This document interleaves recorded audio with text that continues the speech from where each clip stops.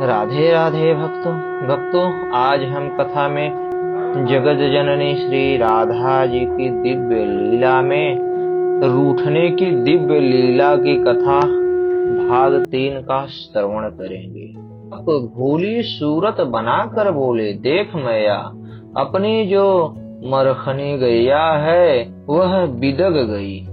वह एक छोरी की ओढ़नी सींग में लेकर भाग गई और छोरी रोने लगी, तो मैंने उसे अपना पीताम्बर उड़ा दिया। गौ से छुड़ाकर मैं यह उसकी चुनरी लाया हूँ। खोने का डर नहीं है, मैं तो उसे जानता हूँ। कल मैं उसकी चुनरी उसे दे आऊंगा। इसी प्रकार जब देर होने के कारण डरती हुई कीर्ति किशोरी ने घर के भीतर पैर रखा, तो उसी समय बड़ी देर से क्रुद्ध बैठी हुई माता ने डांट कर कहा, कौन राधा, अब तू बड़ी स्वतंत्र हो गई, लोक लाज सब खो दी है। बड़े घर की बेटी को ऐसे अकेले घूमना चाहिए, कोई क्या कहेगा। मेरे यहाँ सेवक नहीं, सेविकाएं नहीं, तू कहाँ गई थी, कितनी देर हो गई, अभी तक कुछ खाया भी नहीं। इस प्रकार न जाने मैया क्या अनशन बहुत देर तक बगती रही। जब उन्होंने श्री जी के सिर पर पीतपट देखा, तब तो वे और क्रुद्ध हुई और डांटने लगी।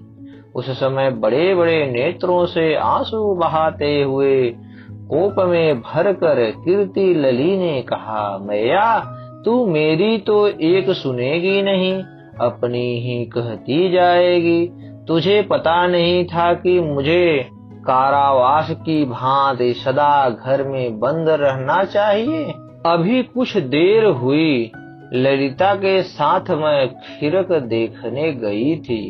गौओं को देखा, न कोई दूहता है न गोबर उठाता है। गौओं के नीचे घूंट घूंट कीच हो रही है। वहां से मैं यमुना चली गई। वहां बहुत सी गोपियां थी, कोई नहा रही थी, कोई जल भर रही थी। मैं भी नहाने लगी। नहाकर ज्यों ही मैं निकल कर अपना लहंगा पहनने लगी, त्यों ही वहां एक भयंकर काला सर्प आया। आते ही उसने मेरे पास की एक गोपी को चट से डस लिया। मैं डर कर भागी तथा मैं तनिक सी ही बच गई, नहीं तो वह मुझे भी काट लेता। उसी हड़बड़ाहट में मेरी ओढ़नी यमुना जी में बह गई। वह गोपी मूर्छित होकर गिर गई। माता का सब रोष कपूर की भांत उड़ गया। वे बोली, हाय बेटी, भगवान ने ही तुझे बचाया। वह गोपी मर गई या जीती रही।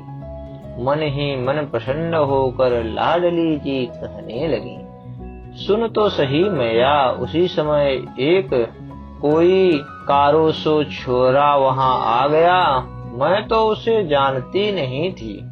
उसने बाबा का नाम ले लिया और मुझे खुले सिर देखकर यह पीला कपड़ा ओढ़ने को दे दिया। मैं लेती नहीं थी, किंतु सबने कहा, ले ले ले ले, कोई बात नहीं, यह तो नंद कुमार हैं। अम्मा, छोड़ा बहुत बड़ा जादूगर है। उसने उस गोपी के कान में ऐसा मंत्र फूका कि वह तुरंत उठकर खड़ी हो गई और हंसने लगी। मैं तो नारायण की ही कृपा से बच आई। यह सुनकर मैया ने राधा को पकड़कर छाती से चिपटा लिया, गोद में बिठाकर मुख चूमकर सिर पर हाथ फेरती हुई बोली, भगवान ने बड़ी कृपा की बेटी, मैं तो डर रही थी कि तू कहीं चली गई। मैया को अपने अनुकूल देखकर श्री जी ने कहा, मैया, यह कारोसो छोरा किनका है? वह बार बार मुझसे कहता था हमारे घर खेलने आना। मैंने तो कुछ कहा नहीं। मैया ने कहा, बेटी, वह नंद राय का ठोढ़ा है। उसका नाम है कृष्ण, वह बड़ा नटखट है। यशोदा रानी से मेरा भाईला है, उनके यहाँ जाने में कोई बात नहीं, वह तो अपना घर ही है। अब इस पीताम्बर को तैने ओढ़ लिया है, कल एक नया उनके यहाँ दे आना। यहीं से श्री कृष्ण और राधा के प्रेम का आरंभ होता है। वैसे तो इन दोनों में सनातन प्रेम है, उनमें न आरंभ है न अंत, किंतु लौकिक दृष्टि से इसका नाम पूर्वानुराग है। अब दोनों ओर से नित्य प्रति मिलन की उत्कट इच्छा बनी रहने लगी। दोनों ही निरंतर मिलने के अवसर खोजने में लगे रहते।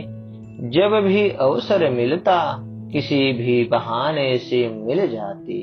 कभी श्री कृष्ण अनेक रूप रखकर राधा जी के अंतःपुर में चले जाते, कभी राधा जी अनेक रूप रखकर श्री कृष्ण को संभ्रम में डालती। स्नेह बढ़ने लगा, उसने मान का रूप धारण किया, फिर वही प्रयाण रूप में परिणित हो गया और वे दोनों एक दूसरे से अभिन्न हो गए। अस्तु। राधे राधे भक्तों, हमारी यह कथा आपको कैसी लगी? कृपया कमेंट बॉक्स में आप हमें अपना सुझाव जरूर दें। धन्यवाद।